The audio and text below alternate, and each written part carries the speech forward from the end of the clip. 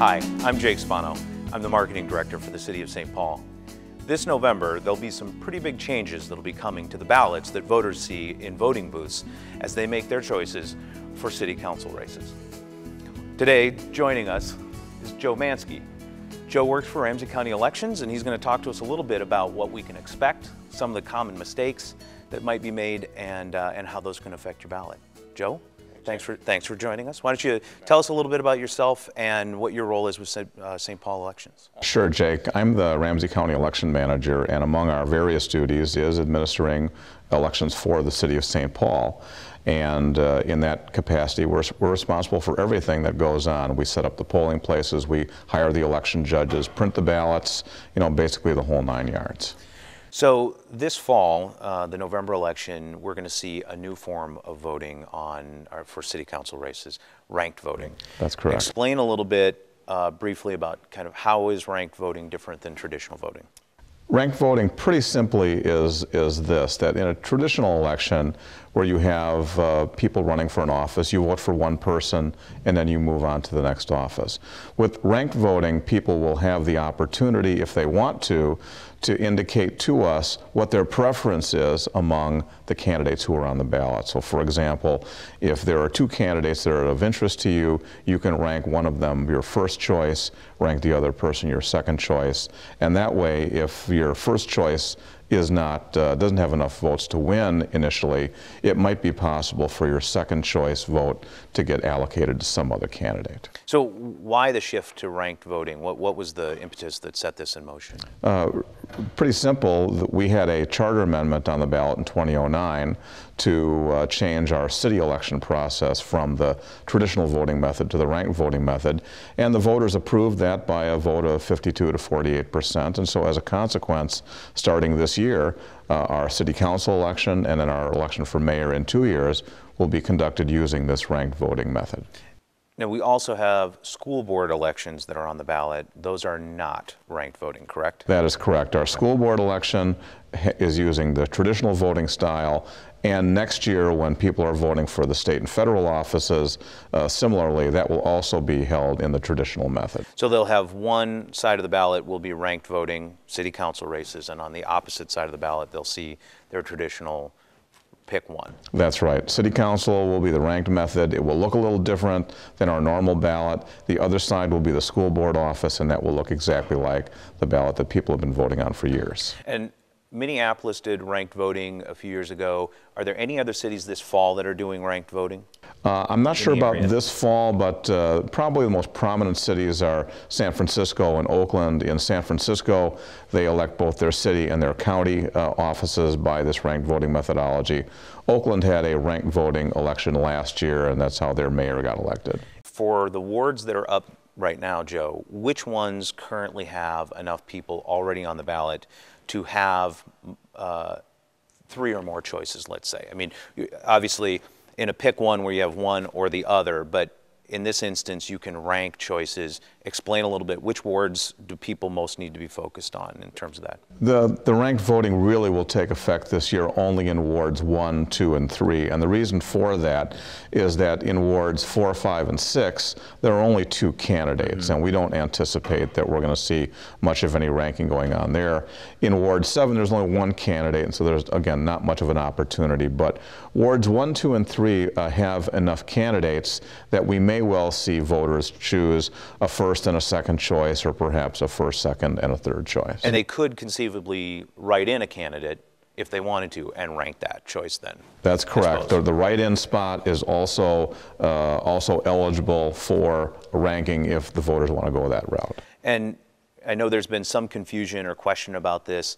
Do people have to rank choices? If you have just one person you want to vote for, is that sufficient? You can mark that person and that's it, or do you need, are you required to rank them? Yeah, the ranking is not required. That if you do, have you locked in on your one candidate, that's the person you want to vote for, you're not interested in voting for anybody else, you are free to vote for the one person and not do any ranking. Okay.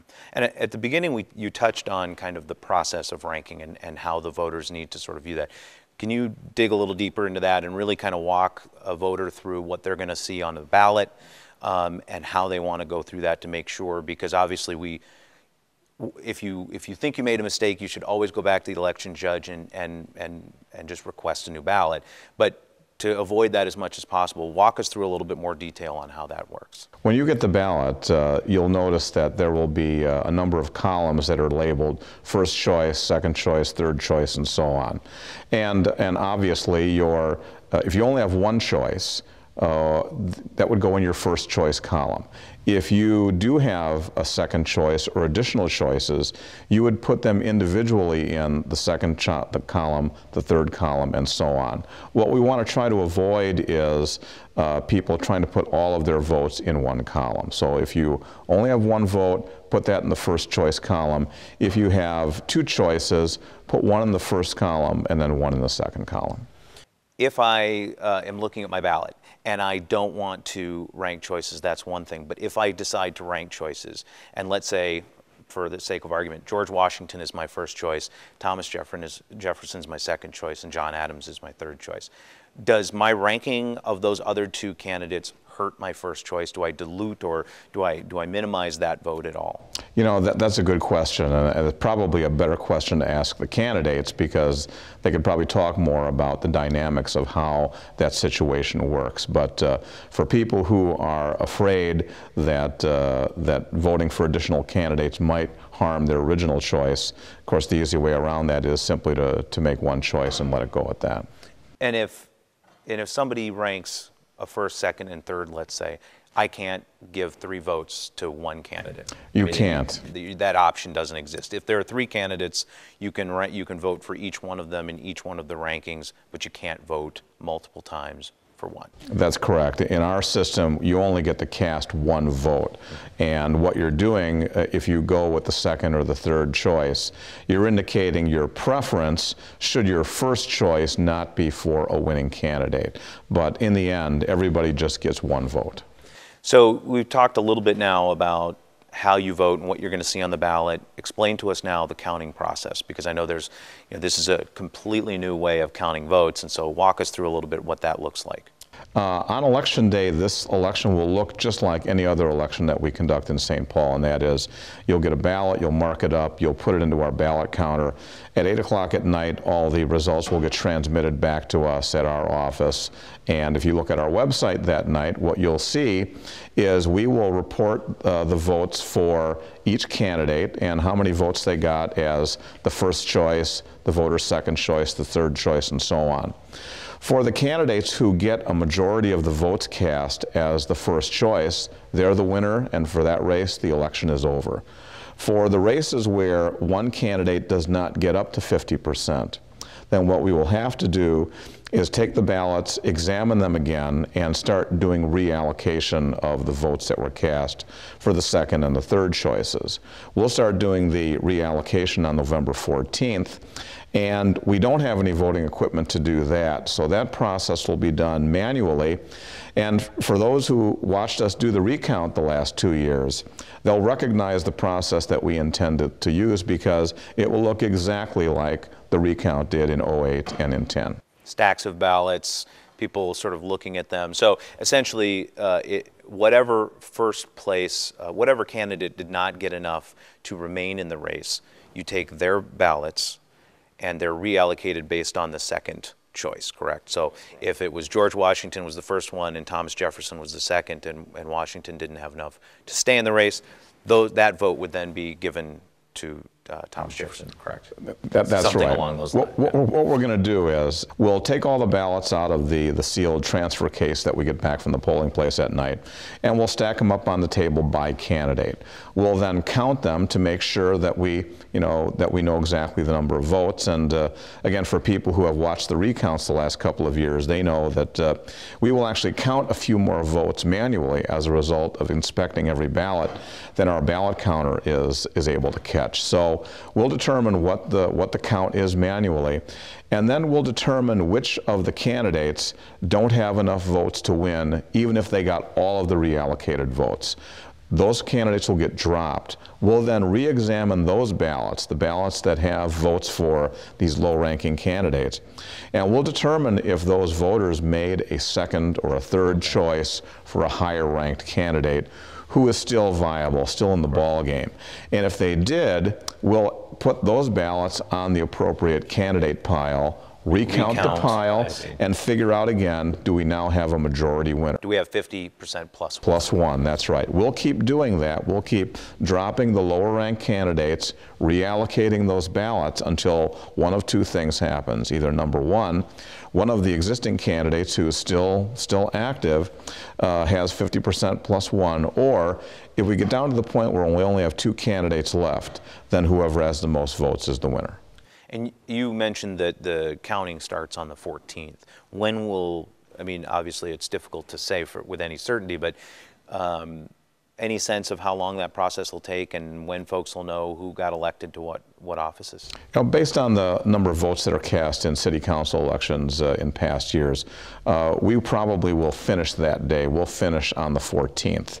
If we have more than one ward to do, we'll bring in additional counting teams. But again, for the people who watched us do the recount, when we were doing the recount last year, we had 10 counting teams working simultaneously.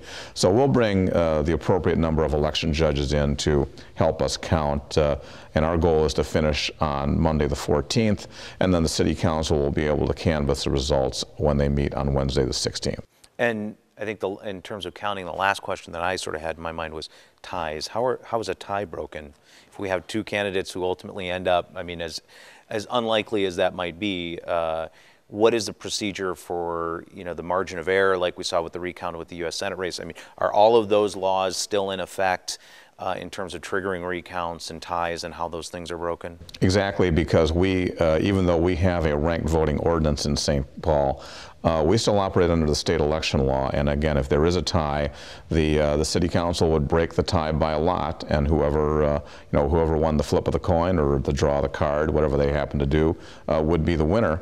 And at that point, the losing candidate could request a recount, but we don't think that's going to be necessary. And one of the reasons that we're going to use our recount methodology to do this reallocation is that we want this to be completely transparent to both the candidates and to the public. And since the candidates and their attorneys, if they want to come to this, will have already seen every ballot, that we think there will not be any reason to do any recounts once we're done with the reallocation. And I know that sort of having access to that information, being able to watch it online or see it happen online in sort of a real time, I know that gave a lot of people a sense of confidence with the recount, that they could just turn on public access television and actually watch that take place in front of them. So. Yes, and we anticipate that's exactly what's going to happen this year. And as we have in the recounts, that either the candidates or their legal representatives will be able to sit or stand right at the table with us, so they can see everything. And we think that that's really important. That the candidates are able to see everything. That they're satisfied at the end of the day who won and who lost the election.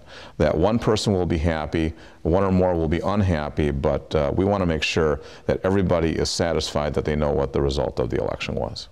So one of the things that I also wanted to make sure we took some time to talk about a little bit is, what are some of the common mistakes that people are likely to make? And again, remembering that if you think you made a mistake, or if you did make a mistake, don't hesitate to go to an election judge and request a new ballot. But can you talk a little bit about some of the mistakes that people might make, or things that you've seen, for example, in maybe Minneapolis or San Francisco or other instances where ranked voting has been used, so that they can make sure that they're aware of those and avoid it? Sure, and as you said, we do want to encourage people to bring their ballot back and get a new ballot from us if they remotely even think that they made a mistake. We're going to print plenty of ballots this year, way more than we're going to need, because we're not sure exactly how many mistakes people will make. But we're anticipating the three most common mistakes will be these. Number one, that some people will want to put all their choices in the first column. If they do that, our ballot counter will reject that, and then they'll get another opportunity. They'll get a new ballot. So they'll know right when it goes to be counted, it'll be rejected, and someone will notify them, you need to revote. Okay. That's right. The second common error that we think is going to happen is that people will get a little excited and say, you know, I've got my one candidate who I really like. I'm going to rank him or her as my first choice and as my second choice and my third choice. If they do that, under our ordinance, we will count the highest ranked choice for that candidate. So the voter will still get a vote cast, but we'll have to ignore any of the lower ranked choices from there. And then the other thing that we expect we may see, especially from some of the absentee voters, is people just putting a number next to somebody's name. Like they'll put a number 1 next to their first choice, etc. And again, if we ever get to the reallocation phase where we are physically looking at the ballot and we see the 1 and the 2 and the 3, we'll be able to count it because we can determine the voter's intent. But we will not know that on election day, and our voting equipment will miss votes that are made in that fashion. So we are going to actively try to persuade our voters not to make any of those three mistakes. And it's fill in the oval, right? So no lines, no notes in the margins, no numbers, as you said. I know that sometimes people will say, you know, they'll mark something and they'll say, no, not this one, I meant this one. You want to, if you get to that place where you think you've made a mistake, get yourself a new ballot. Exactly, and I think the benefit of the last 2 recounts, especially the Coleman-Franken recount, was I think people now understand the importance of completely filling in the oval next to the name of the candidate that they want to vote for, and I'm sure our voters will do that this year. And in an effort to avoid some of these mistakes, obviously you need a lot of support. You've got election judges, interpreters, translators. You've got written materials that I know have been worked on. Talk a little bit about those resources and what's going to be available in the polling places.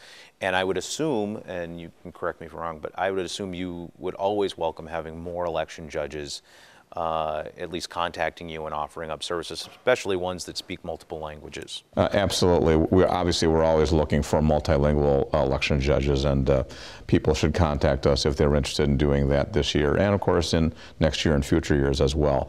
I would encourage all of our voters to go to our website, which is rcelections.org, and when they get there, they'll see that we have 3 videos set up that will enable them to watch what we're going to be doing and what was likely to happen in the polling place. We have informational pamphlets available in English, Spanish, Somali, and Hmong. We have some instructions, written instructions that voters can look at, or if they want to, they can print them out and bring them with to the polling place, and some other materials that are on the website that we think will be of interest. At the polling place, we will have a greeter election judge at every polling place who will talk individually to everyone who walks in to the polling place, and we'll want to make sure that everyone gets at least a very brief explanation of what ranked voting is and how we want to have people mark the ballot. Shortly before Election Day, every household in the city that has at least 1 registered voter will also get a mailing from us that will provide some brief instructions on how this process works, and provide our web address, which I will say again is rcelections.org. Okay. Now, so you mentioned that you've got stuff online that people can print off. My quick question to that is, can they bring that into the voting booth with them? So if they've got a printout piece of paper that had those instructions, are they allowed to take that in with them? Yes, and in fact, even if they have a sample ballot from a candidate or one of the campaigns, they can bring that to the polling place with them. They can bring that into the voting booth with them. What they can't do is to show it or wave it around in the polling place, and we can't have those materials passed out by the candidates either in the polling place or near our polling place. But if the candidates give you something, you can bring it to the polling place, bring it in the voting booth. Just make sure that you're not showing it to anybody else. So this is a test that allows cheat sheets, is what you're saying? Exactly, that's right. Couple last things before we wrap up. What will this mean in terms of the cost for conducting elections? Do we expect to see higher costs, lower costs? Obviously, I think the primary was eliminated. So talk a little bit about what that means to the bottom line, because I know that's always a question people ask. You know, Jake, the jury is still out really on the cost issue, and this year our school board elected not to have a primary, and that was their choice. Of course, they could come to a different conclusion in 2013, so 2 years from now we might well have a school district primary, in which case, you know, there will be no cost savings. This year, even though we didn't have a primary. You know, we had a couple of special elections that we had to conduct earlier in the year to fill a vacancy in the legislature, which used up some of those savings. But even with that, our informational campaign is taking up some money that we normally would not spend as a part of a normal city election. So once we get past the election, I'll have a better idea whether we either saved money or maybe spent a little more than we normally would have. And again, given the fact that the school board is not covered by this ranked voting law, if they elect to have a primary again in the future, then that would eliminate any potential cost saving that we might have.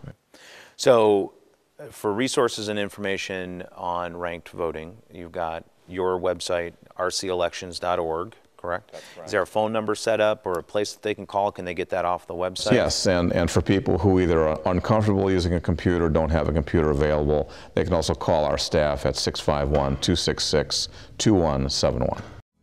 Thanks again, Joe, for joining us. Really appreciate your time. Jake. So if you missed anything or you want to review it, www.rcelections.org is the website for Ramsey County Elections. The City of St. Paul also has a link in its website that will take you to the Ramsey County website, so you can get all the information. You'll be able to see those videos that Joe mentioned that will show you what to expect when you come into the polling place, the right way to vote and the wrong way to vote. It'd be very, very helpful. So thanks so much, and happy voting in November.